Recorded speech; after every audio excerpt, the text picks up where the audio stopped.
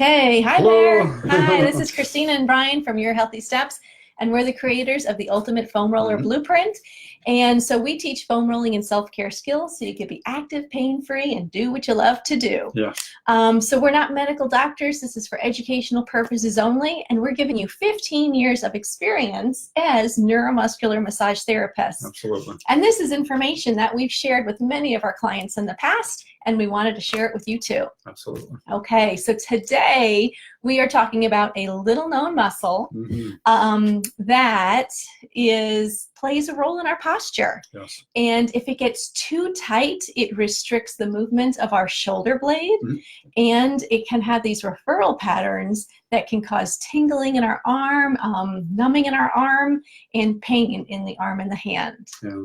Okay, so look at the comments below this, because that's where we're going to put a link. So just put your email into, when you click on the link, it'll bring you to a page, add your email there, and that way you'll get notified of the free classes that we offer where we teach self-care skills so you could reduce that muscle pain that you have. Absolutely. Okay, you ready to talk about this muscle? Pectoralis minor.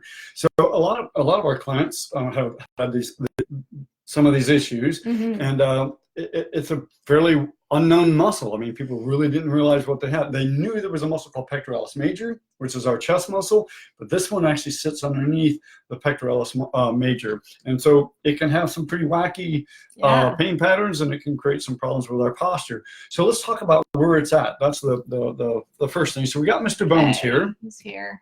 Okay, and as you notice here, there's these red spots, and those red spots are on his rib cage. Right, it says third, fourth, and fifth rib, and this muscle comes off of those rib cage, like the third, fourth, and fifth, and actually come up and attach right here on this bone. And what's interesting, that bone right there is actually part of your shoulder blade. And we're not going to get into the names of what it is and all that, but what we want you to do is actually feel it on you. Okay.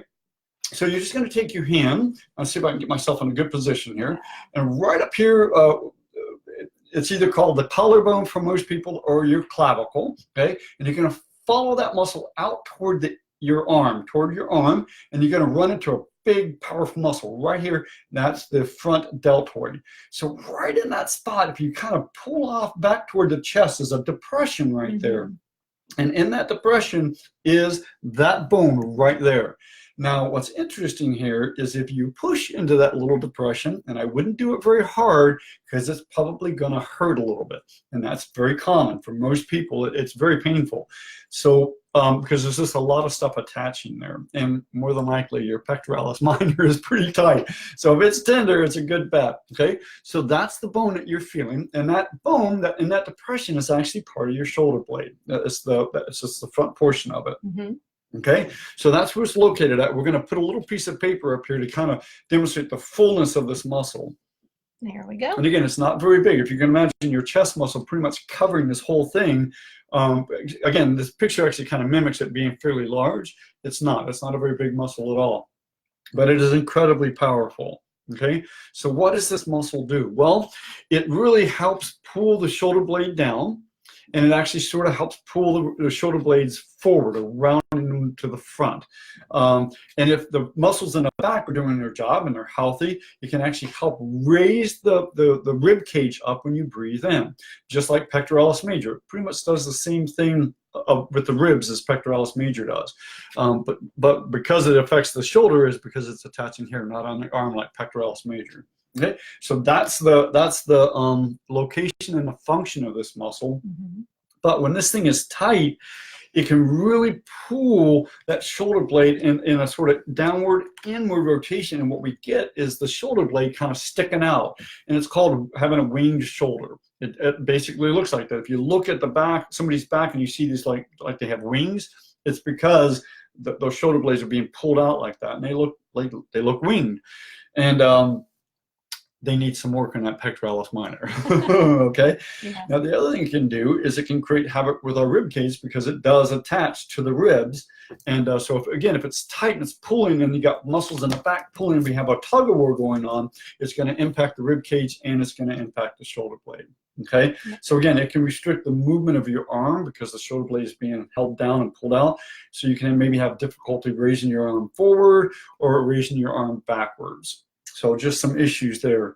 So next week, what we're going to talk about is pain patterns and some very unique and very interesting pain patterns and what was the other thing I was thinking of? Entrapments. Entrapments, yes. And we know we talked a little bit about pectoralis major having this thing called or it was the scalenes. Well, this muscle is going to have the same impact with that nerve. So again, we want to go into that in more detail tomorrow. Right. I think I said next week, but it's going to be tomorrow.